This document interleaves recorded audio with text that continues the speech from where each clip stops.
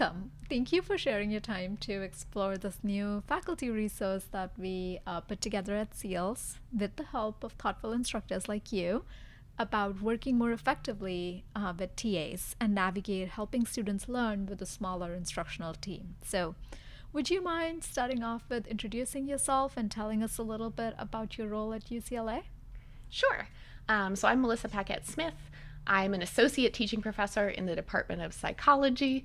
Um, and one of the courses that I teach every quarter is introductory psychology. So I have a big class of 300 students, and there are two sections. So we coordinate two sections, so 600 students total.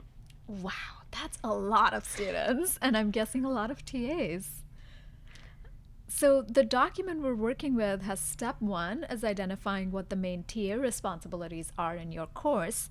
And we've already walked through that, and some of the responsibilities that we want to discuss today are grading weekly, bi-weekly assignments, grading exams or projects, and responding to student emails. So let's walk our viewers through how to think through that step two together. Sure. So some of the ideas on the list for grading weekly, bi-weekly exams are having TAs only randomly grade parts of each assignment. And you mentioned that you do that in your course. So can you tell us a little bit more about that? Yeah, so in Intro Psych, they have 7 labs that they complete.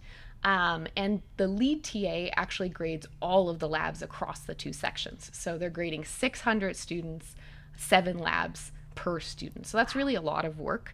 And so one thing we've done historically is we actually only have them grade certain questions on that lab. So they're kind of spot grading. The students don't necessarily know in advance which questions will be spot graded, but they spot grade questions. And we're having them submit the labs through Gradescope, which makes grading a little bit faster to begin with because the TA can just check off boxes that aligns with the rubric. So it's a little faster to grade.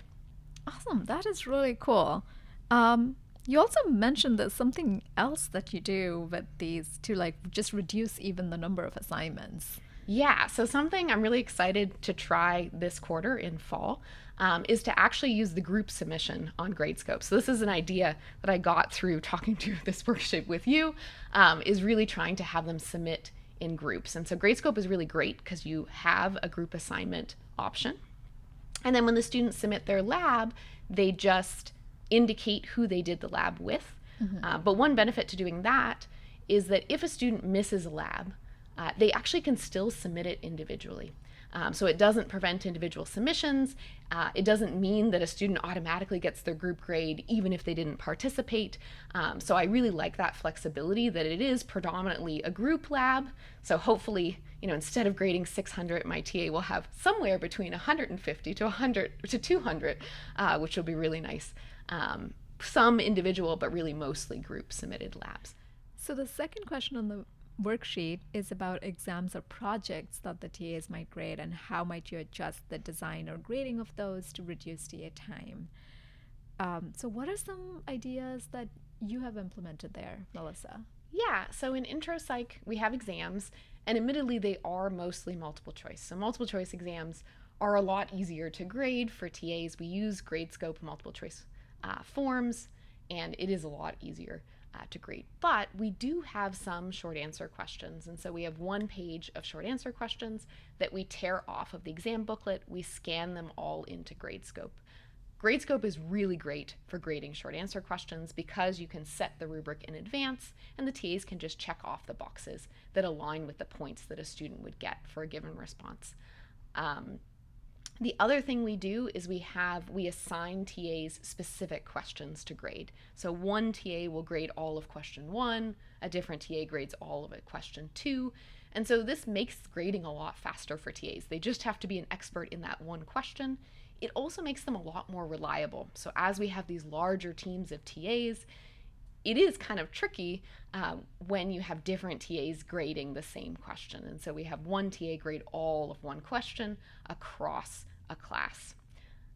In terms of projects, we have 2 projects in Intro Psych where they kind of write up a correlational study that they design and an experimental study that they design. But instead of having them write it up in long form, which could be pretty long in terms of grading, we set it up in a question and answer format. So It would say something like, question 2, what is your hypothesis? And the student writes their hypothesis. Question 5, give a graph of your data. And the student gives a graph of their data. This is a lot faster for TAs to grade. They also use a very fixed rubric to grade that. So they're looking for very specific things. They also don't grade every question on those lab reports. So some of the questions that we know that students across the board get right, for example, what is your hypothesis? That should be their opinion about the relationship between those variables. Those ones we don't grade, and we are really focusing on the questions where students have misconceptions or often lose points. So we're kind of spot grading specific questions to also reduce TA grading workload. That's really cool. So you're really focusing your grading efforts on things that you already know are students struggle with based on your previous experiences and giving them feedback on those. So that's a really neat idea. Yeah. How does all the scanning all these open-ended questions on Gradescope, how does that work? Does that take up a ton of time? It doesn't really. So our printers and scanners here, you can just take the pile of papers. One pro tip though is that it doesn't like staples. So the staples, like where the paper was stapled, gets caught. And so what I do is I actually reverse the order of the pages in Gradescope and flip the pile such that the smooth edge without the staples gets fed in first. And then there are no paper jams. And usually I can do the entire class in less than 15 minutes. So it does actually scan very quickly. It scans to my email into a PDF, and I just drag and drop that PDF into Gradescope. And do you have to match each student's? No, Gradescope is awesome. So Gradescope reads handwriting. So it will read the student's written first and last name as well as their Bruin ID. So it actually reads. You do hand correct a few of them. Like I will say, within a class of 300, maybe there's 10 that it didn't read properly, but it shows up in a little box and you just type in the name and can match it to the student pretty quickly. I would say for the most part, it reads it well. The only times it doesn't read is maybe if the pencil was really light. But it actually does a pretty good job of AI matching names to really students. Cool. Yeah. So you can still use open-ended questions and have a way of grading them fast. So yeah. That's really cool. Okay, last but definitely not the least. How do you think about saving time in responding to student emails? Because it's such a large class, there's a ton of emails. So I get a lot of student emails, in particular in the fall, because my class is mostly freshmen. So it's their first experience at UCLA. And so I get at least 20 emails every quarter about PTEs, so enrollment codes, and we don't actually have those in the psychology department. And so I create these email templates that answer those types of questions. I keep them on a document on my computer, and I just copy paste in those templates, like what to do if you added the course in week 2, because a lot of students add and drop courses later into the quarter. And so I give my TAs those templates so that they have the answers to those questions, but also have a quick way of answering.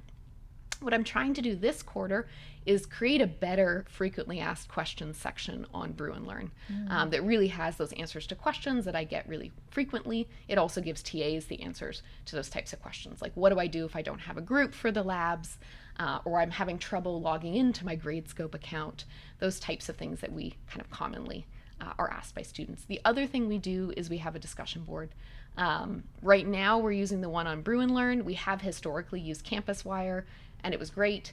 I think any discussion board is a great idea, gives students an opportunity to post questions that they have and hopefully get a lot faster answers. And so we really do pitch that to students. You can get an answer much faster. CampusWire used to have some stats that you could give students. You get an answer on average in 5 hours, whereas if you emailed me, you might not have an answer in 5 hours. So really trying to push them towards the discussion board. That's really clever. So that helps you in how you frame that communication to students as well.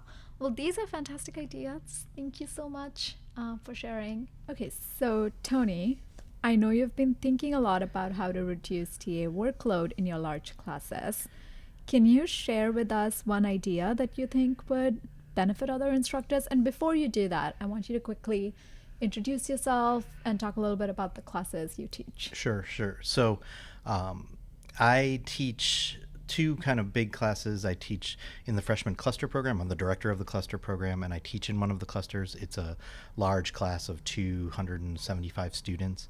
And then I also teach in integrated biology and physiology, where we teach I teach anatomy, and that's a 250 person class. So these are large classes that have lots of TAs. And so this is a real issue for us. I mean, for the anatomy class, thankfully, we don't need to make particularly large changes. But for the cluster course, we needed to increase the enrollment in our sections from 20 to 25. So that means 25% more work for the TAs in general. So we needed to make some sort of accommodation for that. And the biggest we've done a few things in our class to accommodate this. One is we're going to actually reduce the number of kind of planned activities in lab. So basically reducing one. We normally don't have discussion sections in like the weeks of holidays, like so in fall quarter, Veterans Day. We're going to not have scheduled discussion sections one other week, and so that will free up some time, because the big thing in our course is writing, and the TAs are teaching writing, and so they have to read lots of rough drafts, they have to meet with students and things like that. So we're going to basically just take away one of the labs that they normally do. We're actually kind of moving some things around a little bit. So that's one big thing that we're doing. We're also working with our librarians and writing consultants just to think about how we can streamline the grading process. So using rubrics a bit more, doing more, you remember, what's the name of the type of grading? The specifications grading. Yeah, we're thinking about specifications grading, things like that. So trying to streamline the grading process. And then another thing where we did reduce some assignments that the TAs need to grade. So we have biweekly quizzes in that course. We're going to remove one of those quizzes. We also had weekly kind of reading write assignments that we're going to take out. So things like that. So we're trying lots of different things. What I do think, I mean, nobody wants to do this. Nobody wants to have to make these sorts of changes. But one nice thing about it is giving us a chance to kind of rethink some things, like the way we did our writing assignment and stuff like that. Gotcha. So what I'm hearing there is largely you're thinking about how streamlining assignments. Exactly. And making them more efficient. Exactly right. And then a little bit just reducing some of the schedule time, like I said, taking out some of the sections that they do and things like that. So they have more unscheduled time that they can do things like grading and meeting with students and things. Gotcha. Thank you for sharing. No problem.